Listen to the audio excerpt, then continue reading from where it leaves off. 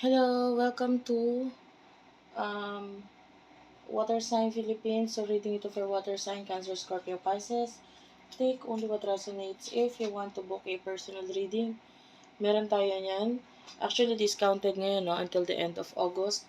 So, if you want magpabook ng personal reading ngayon at makasali ka doon sa mga discounted na price, makuha mo siya doon. Ito lang yung kailangan mong gawin, like and follow Sibol page. Pag di mo siya ma-search, ang i-search mo bandang Sibol. Kasi unfortunately, marami pong Facebook page na Sibol. So, i-search mo yon bandang Sibol. And then, you will get 20% off sa all personal reading na available sa amin. And of course, yung personal reading, doon ka mag-inquire pa rin sa aming Facebook page na Madam P. Ayan. So, yeah, let's start. Unipri, UNIPRI, yan yung aming TikTok. Be sure naka-follow ka rin dyan.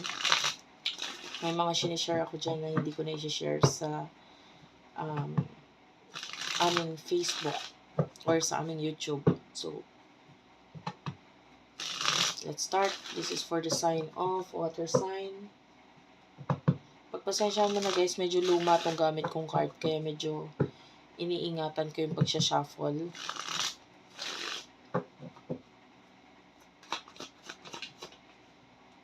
The King of Swords is here, Gemini, Libra, Aquarius, the Moon, King of Wands. I will take this King of Wands at saka ito as your person. The person that you're dealing with. Marami kayong pagkakapareho nitong taong to, no? The moon is here. So, pwedeng ito lumalabas itong person na to sa panaginip mo or itong person na to is could be a friend. The Three of Cups is showing to me as a friendly energy. King of Wands, pwedeng a businessman, businesswoman, you could be dealing with that or this could be you, no? Pero nakikita natin, itong connection na to is very professional. Tapos, Three of Pentacles, pwedeng nararamdaman mo na nagkakaroon ka ng growth dito sa person na to whenever na nagkakaroon kayo ng connection. Actually, tatlo na yung king ha. Sa buong tarot deck guys, 4 lang ang kings. And pangatlo na to, no? Rare yan na magpapakita yung tatlong king sa unang ano pa lang, energies. So, I feel like pareho kayo, hindi kayo babastahin. Like you have goals, you are a kind of person na very uh professional or maybe um kumbaga meron na kayong mapapatunayan or masasabi dito sa mundo. Maybe a lot of people sees you, both of you, na mataas ang tingin sa inyo. So maraming tao nakakita sa inyong pareho na mataas kayo and they admire you. And I feel like both of you admire each other sa kung ano man yung mga strength ninyo sa isa't isa. Okay? And pwedeng ikaw, ina-admire ka nito person na to, siya, ina-admire mo rin siya.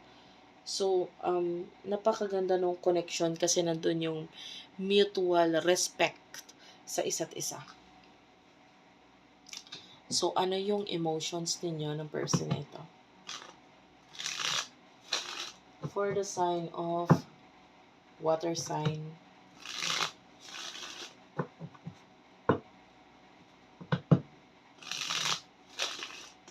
wait lang guys, inom lang ako ng tubig.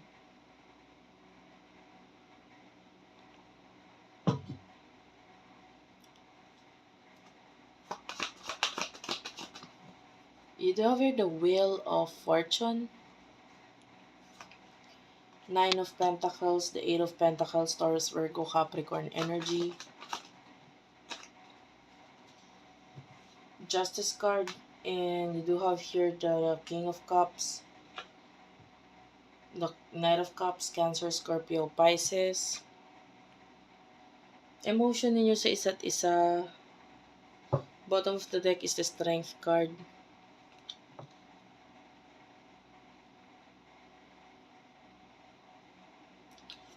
Ang focus mo kasi ngayon is to make changes pagdating sa iyong finances eh.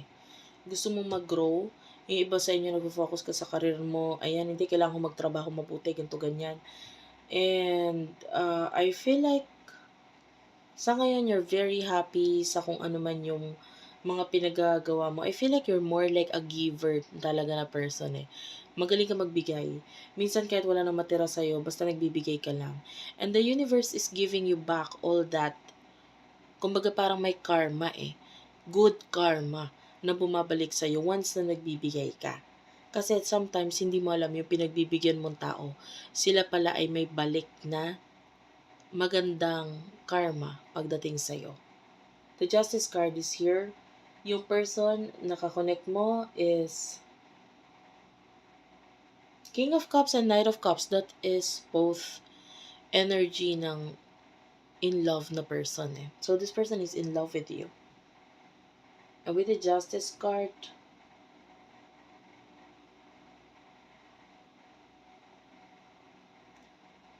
yung iba nababanggit or nasabi niya na yun sa'yo before, in the past. And yung iba, kahit ilang taon na, kahit ilang past na yung nangyari, this person once revealed his or her feelings towards you. So, minsan niya nang na-reveal sa'yo to. And ganun nga. The Strength card, nabanggit ko na kanina, marami kayong pagkakapareho talaga nitong taong to. Pati yung way niyo mag-isip. Nakikita ko you both match. Pero ito, ang nararamdaman kong energy is more like twin flame energy ha. Yung twin flame kasi ganito yon sa mga hindi pa nakakaalam. Magkaiba ang soulmate sa twin flame. Okay? And, gusto kong gumamit ng crystal as an example. Ito, this is like, one soul, whole soul ito. No? Ngayon yung twin flame, no? Pwedeng kayo, itong isang soul na ito, hinati yan. Hinati. Tapos, sabihin na natin, this is the yin, this is the yang. Tapos, pinaglagay yan or napunta yung magkaibang soul na ito sa magkaibang tao. And kayo yon, pwedeng kayo, if this is your twin flame, magkaibang tao kayo. So, once you see each other na sa life ninyo ngayon, halimbawa nagkita kayo, there's this feeling of parang may something sa kanya, parang may kakaiba sa kanya. There's this feeling na parang may makikita ka sa kanya na parang ako yon, parang ganyan, parang ang dami yung similarities. Tapos pag tumingin ka sa kanya, parang tinitingnan mo sarili mo, etc. And nandun yung feeling na pwedeng matakot pa nga kayo sa isa't isa, pati sa feelings na nararamdaman nyo sa isa't isa. So there's this push and pull at saka runner and chaser na energy sa inyong dalawa. So that's a twin flame connection, And mas maganda siya yung twin flame pag magkakaroon ng relationship or mapupush yung union dahil mas magagawa ninyo yung purpose ninyo dito sa mundo ng mas maayos, mas maganda, mas malaki ang patutunguhan yung purpose ninyo sa mundo. And rare ang twin flame guys, hindi lahat meron kasi twin flames usually they have a purpose dito sa mundo. May purpose talaga sila dito sa mundo, no? And hindi babastahin yung purpose unlike yung mga normal people na may basta lang, magparami ganyan. And yung purpose nila medyo iba. Usually they are spiritual healers or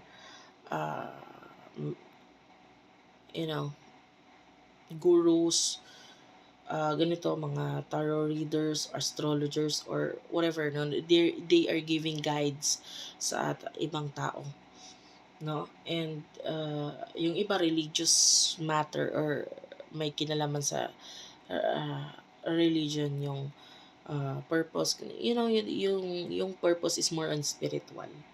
But anyway, yan, nakakaramdam tayo ng twin flame connection sa inyong dalawa nitong person ito. Lalo na with the Justice card, parang you balance each other. Kaya lang yung isa sa inyo more nakatingin sa reality, the other one is more on spiritual. Usually, ganun talaga sa twin flame. Yung isa ang mas nagigising muna sa spiritual, the feminine energy, or kung sino yung merong feminine energy sa inyo. Siya yung usually na nagigising muna pagdating sa connection ng twin flame, and then to follow itong si masculine.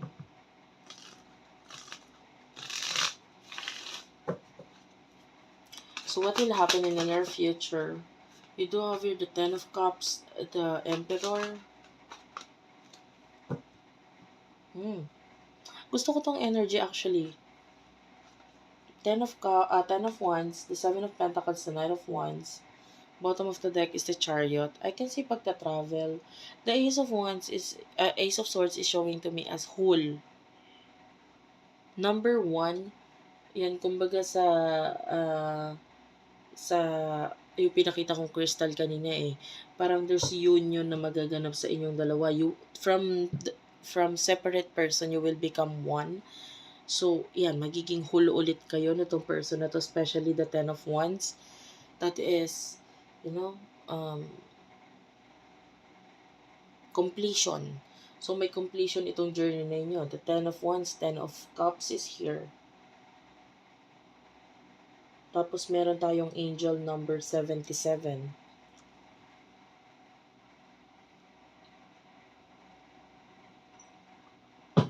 So, with the Emperor, you will build something na kasama itong person na to. Like maybe partnership, na parang hindi kayo mapapaghiwalay dahil dito sa particular bagay na ibibuild ninyo pareho. The Knight of Wands is here, so